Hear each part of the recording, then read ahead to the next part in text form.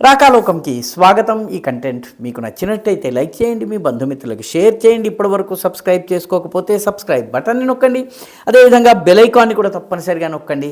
జై హింద్ మిత్రులారా. మన దేశంలో ఇటీవలి కాలంలో కొందరు బంగ్లాదేశ్ ఏదో చేసేస్తోంది, బంగ్లాదేశ్ అది చేస్తోంది, బంగ్లాదేశ్ భారత వ్యతిరేకంగా చాలా ఎత్తుగడల్ని వేస్తోంది, దీనికోసం అది అటు చైనా ఇటు పాకిస్తాన్ల సహకారాన్ని తీసుకుంటోంది, కాబట్టి మన చికెన్ స్నెక్ ఏదైతే ఉందో సిలిగుడి కారిడార్ 120 కిలోమీటర్ల కారిడార్, ఈ సిలిగుడి కారిడార్ అంటారు, దీని భద్రతకి ముప్పు వాటిల్లుతుందన్నటువంటి ఒక వాదన చాలామంది చేస్తున్నారు.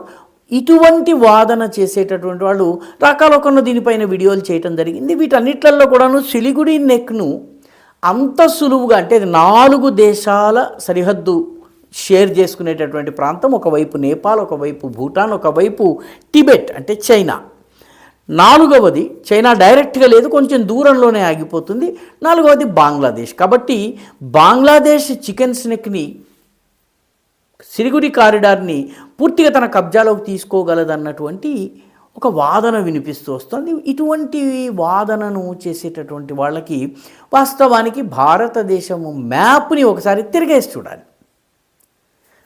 మెయిన్గా చూసినట్టయితే మన సిలిగుడి నెక్ చాలా ఇరుకుగా కనిపిస్తుంది. ఒకసారి తిరగేసి చూసినట్టయితే బంగ్లాదేశ్ మీద ఫోకస్ చేసి చూస్తే బంగ్లాదేశ్కి మొత్తము 3 వైపులా చుట్టి ఉన్నటువంటి దేశం భారతదేశం.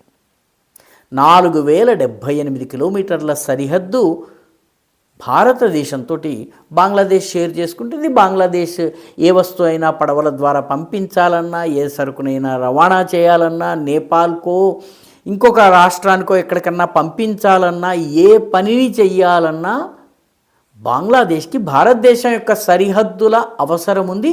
భారతదేశం యొక్క సరిహద్దుల్ని విస్మరించి చికెన్ స్నెక్ని గనక ఈ 22 కిలోమీటర్ల వెడల్పు 120 కిలోమీటర్ల పొడవు ఉన్నటువంటి దీనిని గనక కబ్జా చేసుకుంటే మిగతా అన్ని వైపుల నుంచి భారత సైన్యం గనక చొచ్చుకొచ్చినట్లయితే బంగ్లాదేశ్ పరిస్థితి ఏంటి? వాస్తవానికి బంగ్లాదేశ్ని దిగ్బంధనం చేయడానికి చాలా సులువు. ఎందుకంటే బంగ్లాదేశ్కు ఉన్నటువంటి ఓడరేవులు కేవలం 2, ఒకటి మోంగ్లా, రెండవది చిట్టగాంగ్.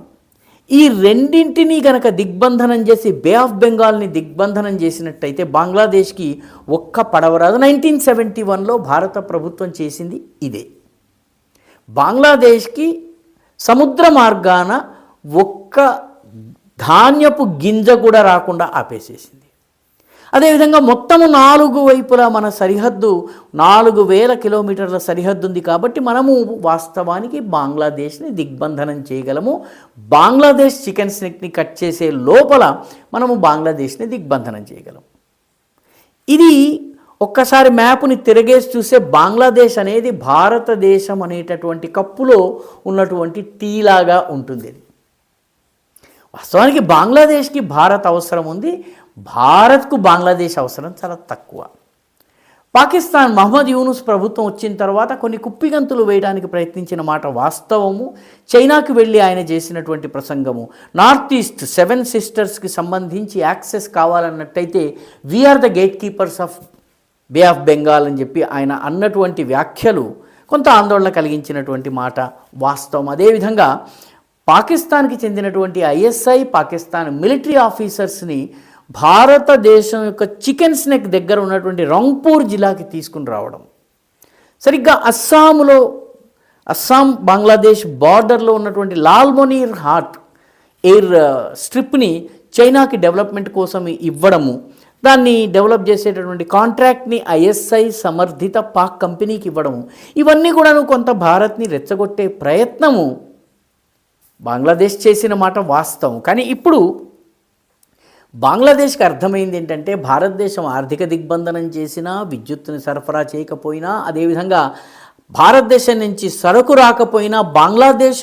ఉత్పాదనల్ని భారతదేశంలో ఉన్నటువంటి రేవుల ద్వారా పంపించలేకపోయినా బంగ్లాదేశ్ యొక్క ఆర్థిక వ్యవస్థ కుప్పకూలిపోతుంది. అందుకే పాకిస్తాన్ని తీసుకొచ్చిన, పాకిస్తాన్ నుంచి వచ్చే ఆర్థిక సహాయం ఏమీ లేదు. నిజానికి 1971 యుద్ధం నాడే అది రుజువైపోయింది. పశ్చిమ పాకిస్తాన్ నుంచి ఒక్క ధాన్యం గింజ కూడా తూర్పు పాకిస్తాన్కి రాలేదు. అందుకనే 90,000 మంది సైనికులు సరెండర్ చేసి సంతకం చేసి భారతదేశానికి లొంగిపోయారు A A K Niazi, lieutenant general A A K Niazi నాయకత్వంలో. కాబట్టి ఇప్పుడేదో పాకిస్తాన్ సహకారం చేయగలదని భావిస్తే మహా అయితే కొందరు ఐఎస్ఐ ఏజెంట్లని పంపించవచ్చు, కొందరు లష్కర్ లేకపోతే జైషే మొహమ్మద్ లేకపోతే హిజ్బుల్ ముజాహిదీన్ ఉగ్రవాదుల్ని పంపించి కొన్ని దాడులు చేయించే ప్రయత్నం చేయవచ్చు తప్ప అంతకు మించి ఏమీ జరగదు. పర్యవసానంగా బంగ్లాదేశ్కి ఇప్పుడు తత్వం బోధపడుతోంది. అంతర్గత రాజకీయాల్లో భాగంగా షేక్ హసీనా మద్దతు కూడగట్టుకుని మళ్ళీ విజృంభించడానికి వీలు లేకుండా వాళ్ళు షేక్ హసీనాకి ఉరిశిక్షను విధిస్తూ ప్రత్యేకమైనటువంటి వాళ్ళ ఇంటర్నేషనల్ క్రిమినల్ కోర్టు ఏదైతే ఉందో అది తీర్పునివ్వడము, ఇవన్నీ కూడాను బంగ్లాదేశ్ అంతర్గత విషయాలు. కానీ తమకు షేక్ హసీనాని అప్పగించాలని బంగ్లాదేశ్ చేస్తున్నటువంటి డిమాండ్ ఏదైతే ఉందో దానిలో బలం లేదు.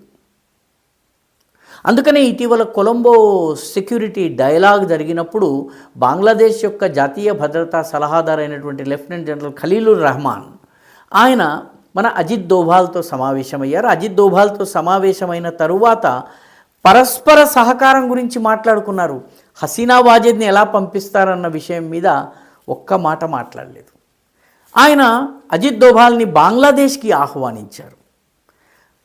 హసీనా వాజేద్ భారతదేశంలో ఉంది, ఢిల్లీకి దగ్గరలో ఉన్నటువంటి హిండన్ ఎయిర్ బేస్ దగ్గర ఒక అజ్ఞాత నివాసంలో ఉంటున్నారు.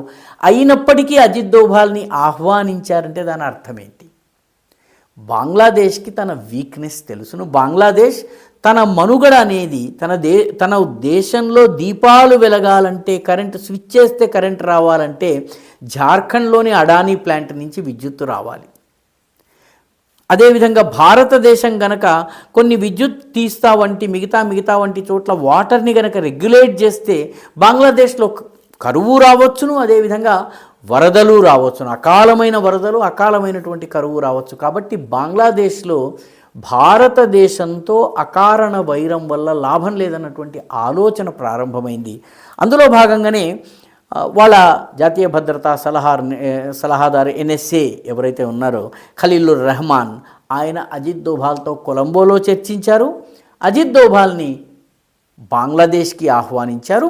అంటే భారత్తో సామరస్యంతో ఉంటే తప్ప బంగ్లాదేశ్కి మనుగడ లేదన్నటువంటి విషయము వాళ్ళకి అర్థమైంది. అమెరికా కానీ, చైనా కానీ, పాకిస్తాన్ కానీ, ఇంకో దేశం కానీ సహకరించగలిగే పరిస్థితి లేదు. బర్మాతో కొద్దిగా సరిహద్దు ఉంది, కానీ బర్మాలో ఉన్నటువంటి అంతర్గత పరిస్థితుల నేపథ్యంలో బర్మా నుంచి సహాయం వచ్చే అవకాశం లేదు, సరఫరాలు వచ్చే అవకాశం లేదు. కాబట్టి బంగ్లాదేశ్ భారత్పై పూర్తిగా ఆధారపడి ఉందన్నటువంటి విషయాన్ని గుర్తుంచుకోవాలి.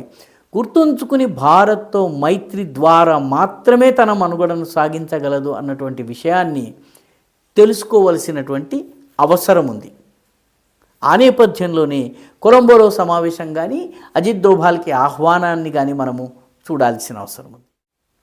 ఈ వీడియో మీకు నచ్చినట్టయితే లైక్ చేయండి, షేర్ చేయండి, ఈ ఛానల్కు సబ్స్క్రైబ్ చేయండి. మీ అభిప్రాయాన్ని కమెంట్ల రూపంలో తప్పనిసరిగా పంపించండి.